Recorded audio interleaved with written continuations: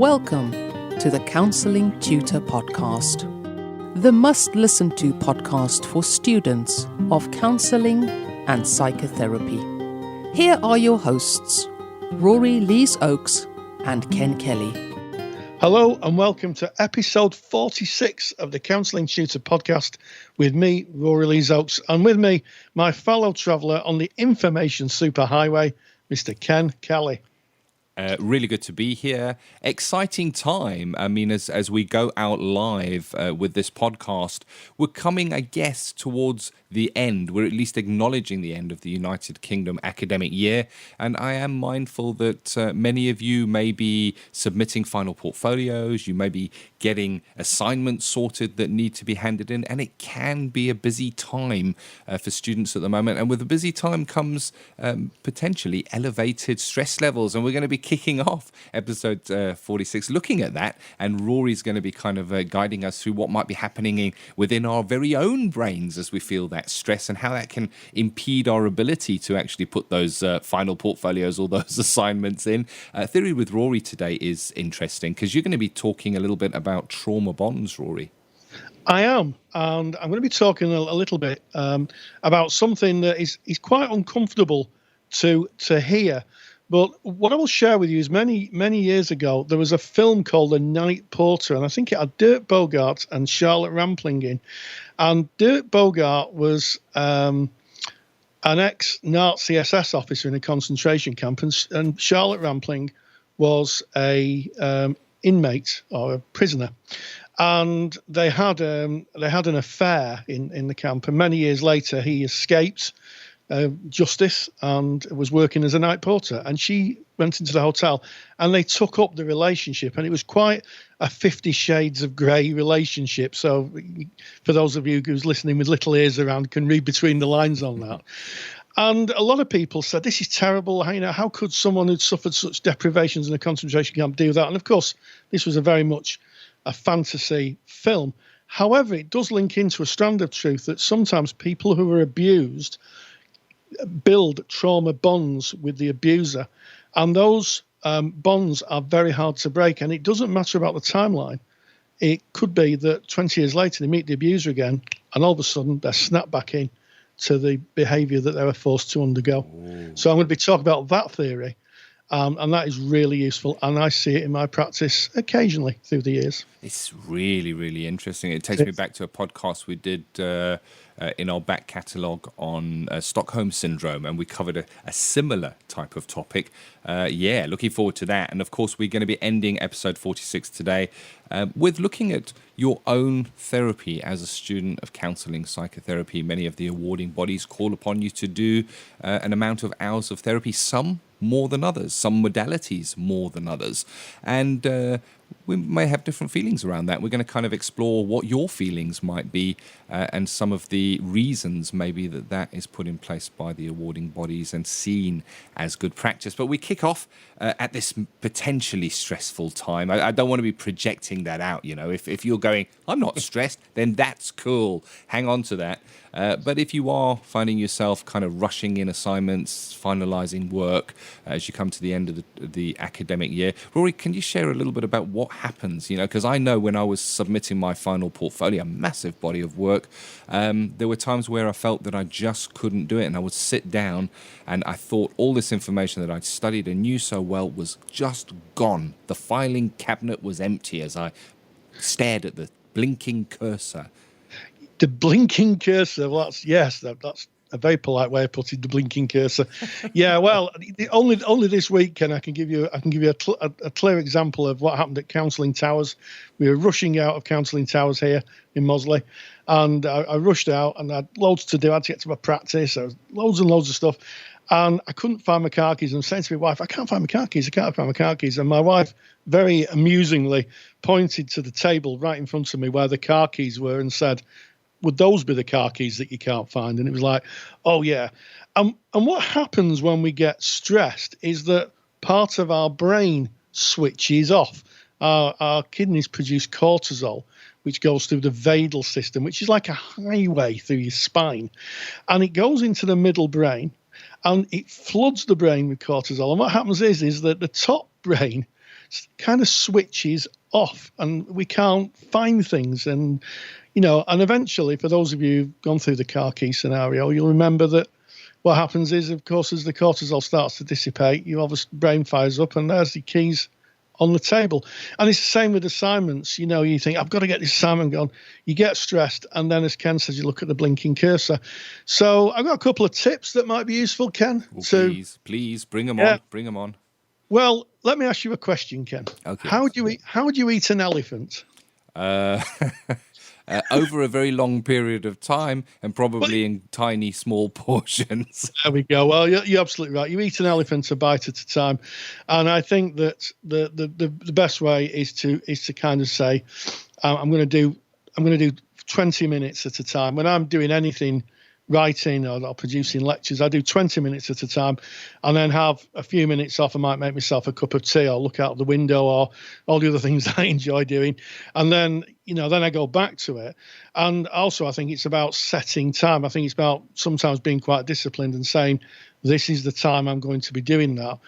And, if people have busy lives, and sometimes the best way of reducing stress is to take yourself out of that busyness. And I know a lot of my students would come into college to write their assignments so they could stay away from the family and all the pressures. And can you do this? And can you do this? And, some even switch the phones off.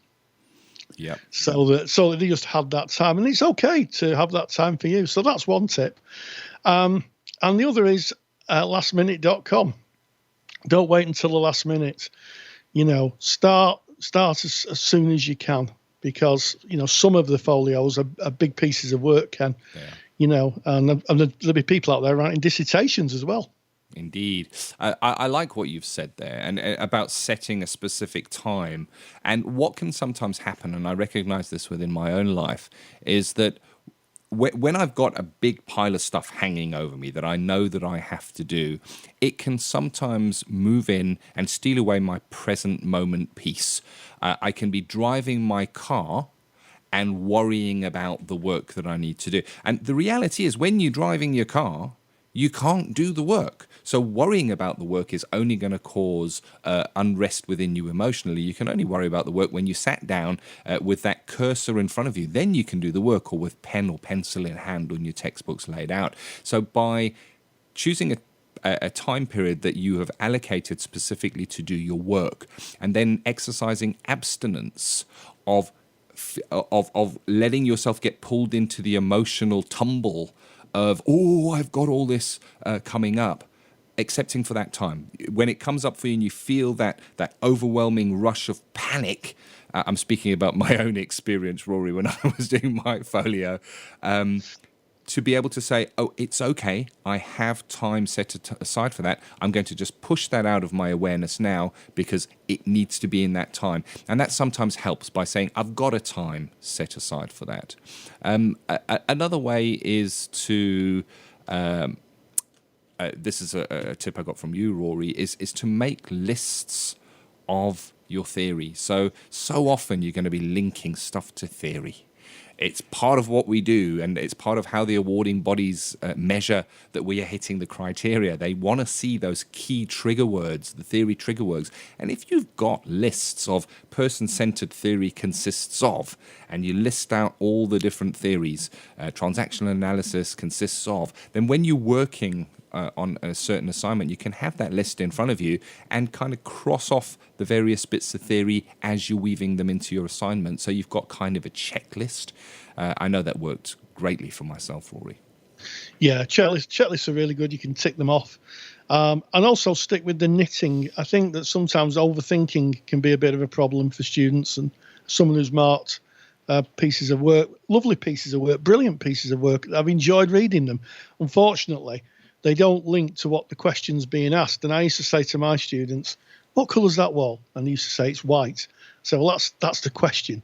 So if someone says, what colour's that wall? You write, it's white. What you don't do is you say it's white and it's got textured wallpaper on and it's part of the wall and it's 7 foot long or 3 metres long or whatever. You say it's white. It's about looking at the assignment question and being very precise and very accurate about what's being asked. And sometimes it's good just to break it down and just highlight with a highlighter pen what's being asked. Analyze the theory, so analyzing the theory, that's all you're doing. Or analyze his supervision theory, that's all you're doing. So it's about being very disciplined and not kind of overthinking it. The people who are marking it are not looking for a magnum opus of genius. What they're looking for is you hit the criteria, and I think sometimes that's a bit missed by students. I like what you used there of the analogy of the wall, and also marking assignments handed in by learners.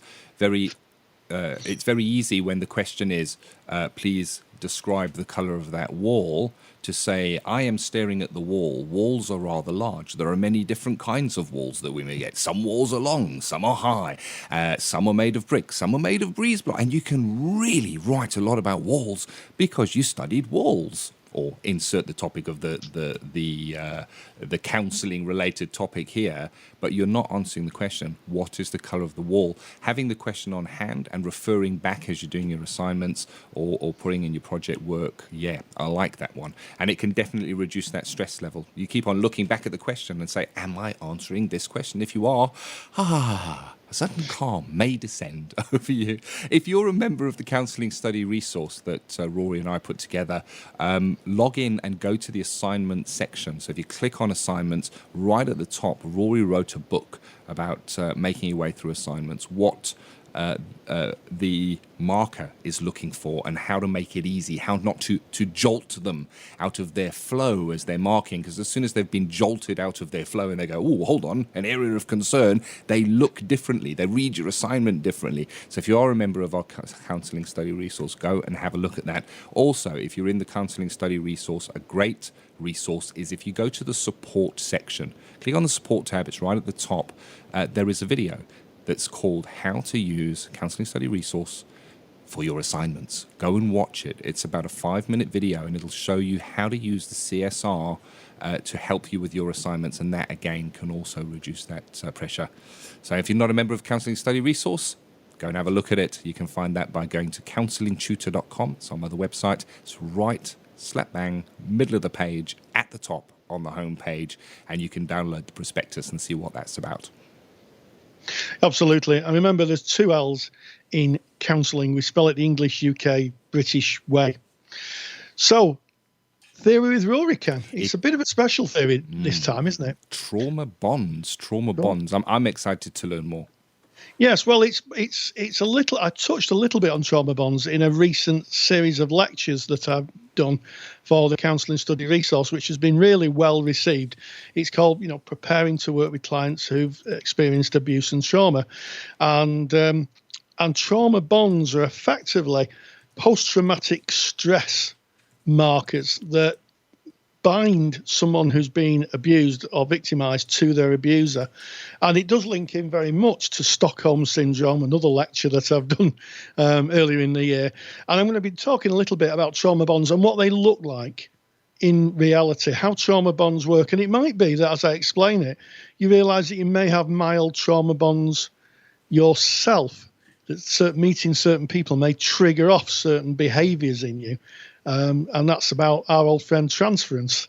Again, we always talk about transference. And I'm going to be giving a handout just overviewing trauma bonds. So make sure that you go to the mother page at counsellingtutor.com, look for this particular episode, and you can download that handout. It's going to be informative, Cam. It is indeed. So without any further ado, let's dive in, because the water is lovely, to Theory with Rory. Counselling Theory with Rory Lees Oakes. So in this part of the theory section, I'm going to be talking about trauma bonds. So a little bit of a kind of health warning if you feel you may be triggered, or anybody listening to this may be triggered regarding discussions of abuse, then maybe this section you want to go through and go on to the end section. So it's just a little bit of a health warning, really. But trauma bonds are something that we see quite a lot as therapists, and it's something that can be quite an ongoing theme if you work for a long time as a counsellor. And as I said in the introduction, there was a film called The Night Porter with Bogart and Charlotte Rampling. And the basis of the film was that an SS guard and a concentration camp inmate form a relationship, a non-consensual relationship in the concentration camp. And then many years later, they meet again. And that relationship is rekindled along with the abusive practices. And at the time, people said, this is just fantasy, it couldn't happen.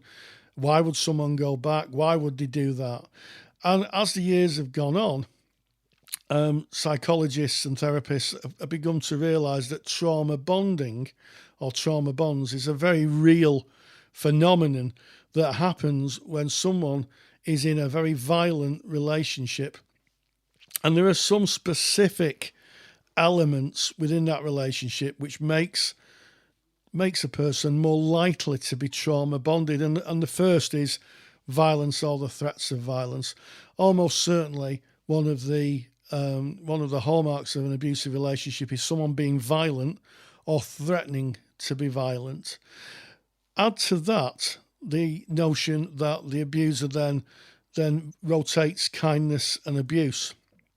So it becomes quite confusing. And what can happen in the mind of the victim is that they believe that violence is linked to kindness. So when the abuser's being kind to them, it's kind of, well, that's all right. Violence and kindness are the same thing. And it can get so confused in someone's mind that they actually believe that. There's also a notion that victims carry around with them, trauma-bonded victims, that any form of retaliation is going to get more violence, so they become more passive and more accepting of the situation. They give up part of their free will. They exchange it for what they consider safety, although the reality is that they're never safe. Some abusers use isolation as a form of bonding, cutting people off from family, friends, relatives, that type of thing. And I guess maybe in a subconscious level, or maybe at a very conscious level, victims of trauma bonding or people who are trauma bonded may carry shame. They may carry shame about being raped. It might be that some trauma bonded clients get involved in sex work, and it could also be around losing their virginity. The fact that it wasn't lost in a consensual way, it was taken from them.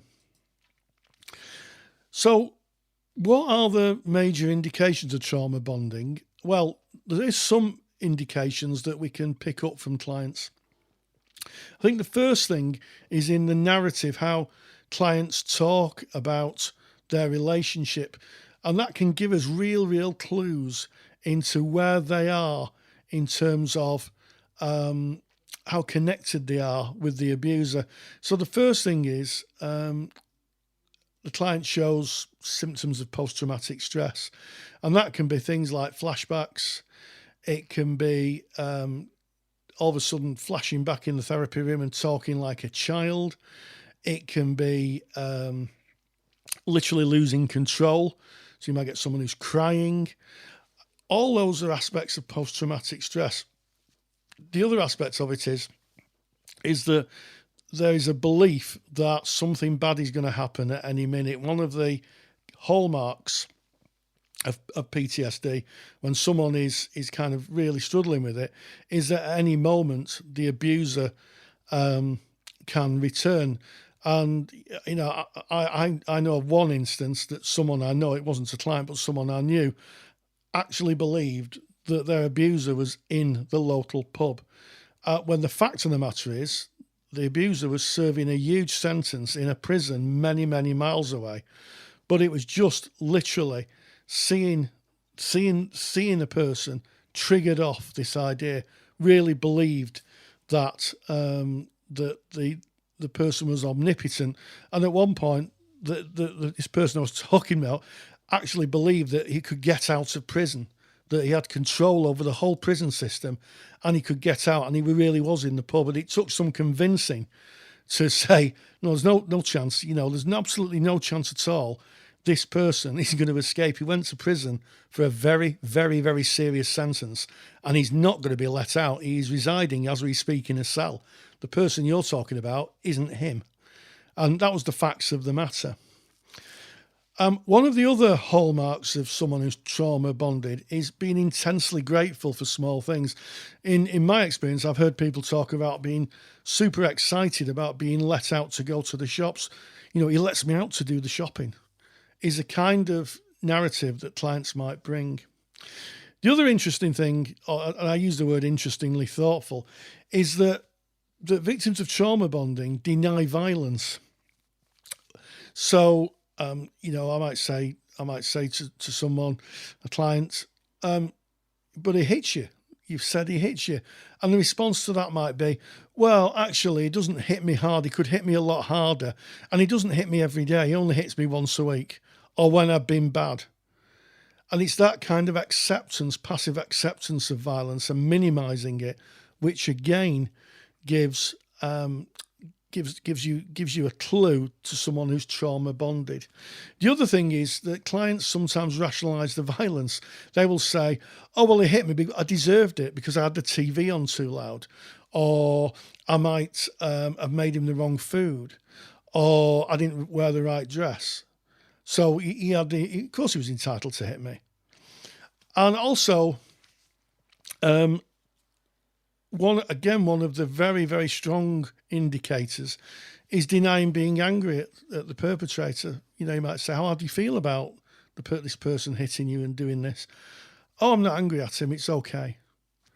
This idea that there's absolutely no access to anger or an emotion which is negative towards the abuser. Another indication is that at some level they have control over the abuser. And I think this is something that comes up again and again and again. They think that they can control the abuser and control the situation, because as they do that, they believe it lessens the abuse. And one of the presenting issues that's absolutely striking is that they believe that it's their fault. And they will tell you, it's my fault. If I'd have just done that, if I'd just cooked that meal nicer, if I'd have just done this, they will always put the blame on themselves because the abusers conditioned them to believe that. So just to recap, and I'm going to have to do this in a handout, it might be that the client is really vigilant about the abuser's needs. Will do anything to keep the abuser happy. Maybe tries to understand the motivations of the abuser. So that might be, say, well, he had a bad childhood, and that's why he's angry, as if that makes it okay. And they may not have a perspective. They may say, well, I don't know why he does it. You know, they also have a sense of self as experienced through the abuser's eyes. So it's very possible that person might say, well, he will hit me because I'm ugly, fat, short, name any kind of illogical thing for being hit. And it might be that the victim has interjected that and believed it. And they also might say that the people on the outside trying to help them are bad guys. This can sometimes happen in refuges for abused women, where they believe that the people who are trying to help them are in fact the bad guys and that they can't help them and they'd rather go back. And they see the abuser actually as a protector. Well, he's big and strong, he can protect me. So those are the bases of trauma bonding. And it's interesting how we work with that. And how we work with it is to give the client space, hear their story, and to gently challenge their perceptions. In my experience, that can take a little time. So what I've done is I've made a handout just to give you the major indications of trauma bonding, just so that you can see it if it comes up in your practice. Thank you, Rory. Always interesting. And of course, if you want to get Rory's super duper handout, if you've had any of Rory's handouts, you're going to know how valuable they are. It's great to have on file and refer back to. You can get that right now. Just go to counsellingtutor.com, click on the podcast tab, go to episode number 46, and you can download that directly from the show notes page. So coming away from trauma bonds, Rory, and looking at personal therapy, called upon to maybe go into therapy ourselves as student counsellors, as trainees, and examine our own stuff. But sometimes a student may look at this and go, well, I don't really know that I need any therapy. I've worked through a lot of my stuff in groups, doing simulated sessions, maybe in PD group. Why would I need to go to therapy? Is it maybe that I can go and see how another counsellor does it? What's it about, Rory? Well, I mean, I think it's interesting. There is a principled argument that people can't be sent for therapy, and certainly in counselling courses, technically they are, because when people sign up, they're asked to undertake a certain amount of personal therapy. And I'll talk about that first. I was speaking with my good friend Bob Cook from the Manchester Institute of Psychotherapy last night. We're having a Skype conversation. And I know that in his training, he trains TA therapists. They have 60 hours of their own therapy. 60 hours. Wow. And in some psychodynamic trainings, you're in therapy twice a week for 3 years. Yeah. And if you're doing Jungian psychotherapy, Jungian psychology, from what I can gather, I don't know too much about it, you're in therapy permanently, I think. Yeah. So there is a difference between which course you do. Usually on counselling courses, it's between 10 and 20 hours. And there's a really good reason for it, and I'll share the reason. One of the things is that through the arc of the course, a lot of people begin to change and they begin to see the world slightly differently. And also they begin to realise things that have happened. And, I can think of a number of occasions through the year where a student said something to me and I've said something back and they've gone, oh, I never thought of it like that. And you can see that the foundations of their reality is shook. And sometimes on personal therapy is really, really useful to explore that. It's also a safety valve because I know at least of one person that I trained with who ended up sectioned a few years ago. The person didn't have his own personal therapy. And what came out, and I'm not going to talk about what came out, was the fact that it would have really helped. It would have helped that person. Yeah. And I have to say that I always smile slightly when students used to say to me, I don't need my own personal therapy. And after about 3 weeks of it, they've said, I'm so glad I've gone to my own personal therapy. Yeah. Because as you say, Ken, it can be about seeing how another practitioner operates, experiencing therapy as yourself and exploring. And it's a great opportunity, I think, to explore your own world where someone, how often do we get non-judgmental listening? Yeah. How often? I agree. Yeah. And it gives a sense of what the client's experience is. So I think it's a good thing. But yeah, I do acknowledge that in courses students are technically sent for it, but I think it's a good reason. I've never heard any practitioner ever who's ever said it's a bad idea. And that's interesting. And that's any practitioner who has gone through that process, I guess, because it means examining yourself. It means putting yourself into a situation where you're being open to looking around. And there's an interesting exercise that is sometimes done during training, and it's usually done around personal development, and it's called Johari's window.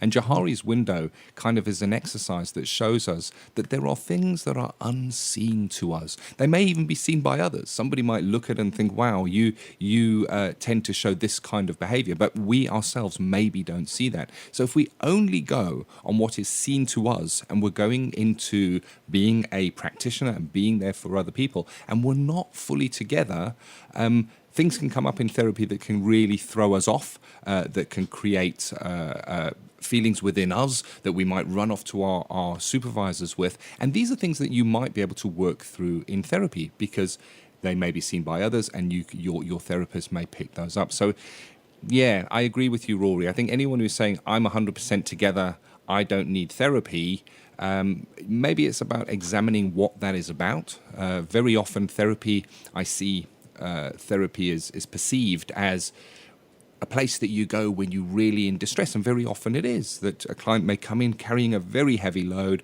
having tried everything, and it is their last resort. But therapy can also be a place of great personal development. You don't have to be miserable and depressed to go into therapy. It's about examining yourself honestly with a fellow human being with those core conditions in place. So yes, and I also acknowledge that you get to be a service user in the service that you are training to provide, and to see what that's like. And you may even take something away from your therapy, your own personal therapy. I know I certainly did, where you go, well, I certainly won't be doing that with my clients because something may jar for you. So it's a learning experience either way. And we go to that therapy, and the reason it is called for us to go into it is in service of our clients. Absolutely. And in, just building on that idea, in service of the client, Ken, if you're working with clients who've experienced trauma or abuse, you've got to be very sure, and I mentioned this in my recent lecture on trauma and abuse, that you are okay, that you are strong enough to withstand the material, the waves rushing at you of the emotion, that you're strong enough to be able to be anchored in the ground, being the adult in the therapy room, to be able to contain and support and hold a client emotionally. And, sometimes stuff comes up and it needs to be worked through in therapy so that we don't get caught up in our own processes. So I still believe it's a good idea. And it is interesting, just the varying amounts of therapy you have. TA therapists have 60 hours, 20 hours on some person-centered courses, 10 hours. It is quite varied, but definitely a good idea, Ken. Indeed. And speaking of varied, it's been a varied episode, I guess, starting off episode 46, looking at the stress that may be linked to this time of year and maybe assignments that may be outstanding that you need to work on, looking at trauma bonds with with Rory, and of course, just ending off right now with that debate on own personal therapy. We'd love to hear your input, your thoughts on this. Best way to do that, bob on over to Facebook, pop in the words Counselling Tutor. That's going to bring you to our Facebook group. Close on 8,000 like-minded individuals from all around the world, students of counselling and psychotherapy, are there waiting already in discussion. Come and join us. We'd love to hear from you, and we'd love you to be part of our group. Yeah, well, that ends this episode 46. Episode 46 of the Counselling Tutor Podcast. So we're so glad and so pleased that you joined us. And if you want to leave us a little review on iTunes, we'd be so grateful of that. And as always, stay grounded and stay safe. Take care. Thank you for listening to the Counselling Tutor Podcast. Find the show notes for this episode on our website at www.counsellingtutor.com.